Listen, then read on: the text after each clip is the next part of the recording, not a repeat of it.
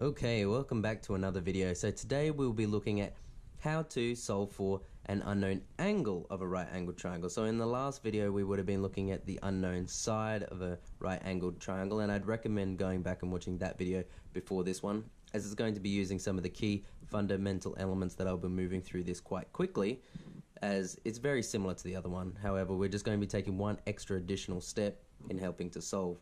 And luckily for us, if we're not so great at algebra and rearrangement, this has a very cool step, but an easier step than the majority of other algebraic problems. So we're looking at this particular right angled triangle where we have got 23 meters as the hypotenuse, 16 meters as the adjacent, and we have an unknown angle, which is theta. So if we go over to our quick appropriate steps, we're going to be looking at firstly labeling the sides, as I was just stating. We're going to then use them to choose an appropriate trig ratio. We're going to apply the inverse of the trig function, which was something we weren't doing when we were locating or calculating the side of a right angled triangle. And then we're just going to substitute, solve and rearrange, and summarize the answer. And that is, if you have a context, you're going to put that into a worded version. Otherwise, we're just going to put on our appropriate units. So, firstly, let's come back to our solution and let's give it a go. So, first step that we need to do is let's label the sides. 16 is our adjacent side, 23 meters being our longer side is the hypotenuse, and that allows us to pick an appropriate trig ratio, in which for this one, A and H, if we're thinking of SOHCAHTOA, or our three ratios that we have over here, AH is going to be our cos theta. So we're going to go with cos theta equals A over H, and then we are going to substitute in our values. So we're going to go with cos theta equals 16 over 23. Now 16 over 23 is just a fraction that we could solve on our calculator. However, that doesn't give us the answer for theta, it gives us the answer for cos theta. So this is our third rule, which is apply the inverse of the trig function. So we're going to write down theta. As you can see, cos has moved because we are going to move to the other side, and what we are actually going to do is we're going to place it in front of the fraction, but we don't want regular cos, we want the inverse trig function, which is cos to the power of -1. So if we go cos -1, 16/23, this can just be placed onto our calculator and we can solve for the answer of theta.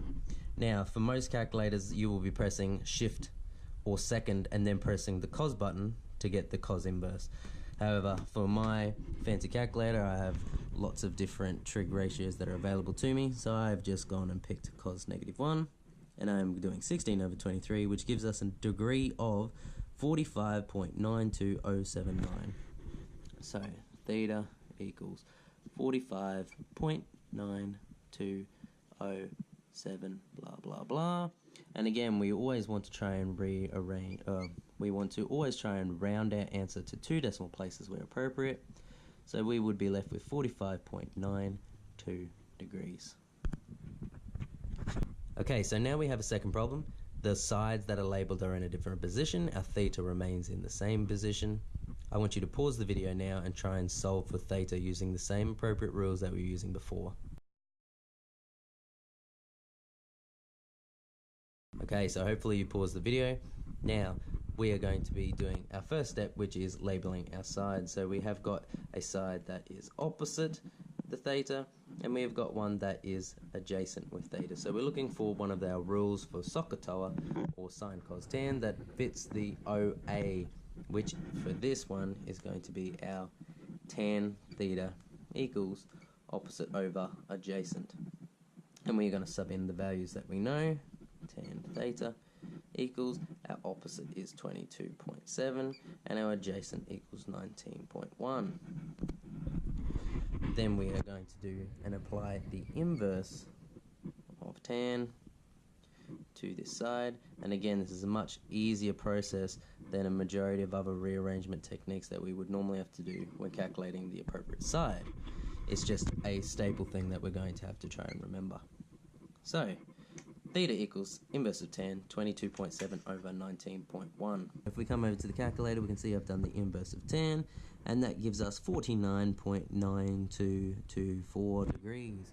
So we're going to put that down as 49.922 blah blah blah, and we are going to find the approximate answer of 49.92 degrees. A very similar answer to what we were getting before when we were doing our other problem. And again, if we're coming back to reasonableness of our problem, it's because if we're seeing two sides that are generically very similar, or on our other question where they were so dissimilar, we would be expecting a very nice, close to 45-degree angle within those placements. Congratulations on completing this maths tutorial. Hopefully it was helpful to you in understanding this concept. If so, feel free to peruse our other video tutorials for a wide variety of beginner to advanced math concepts, and I will see you next time.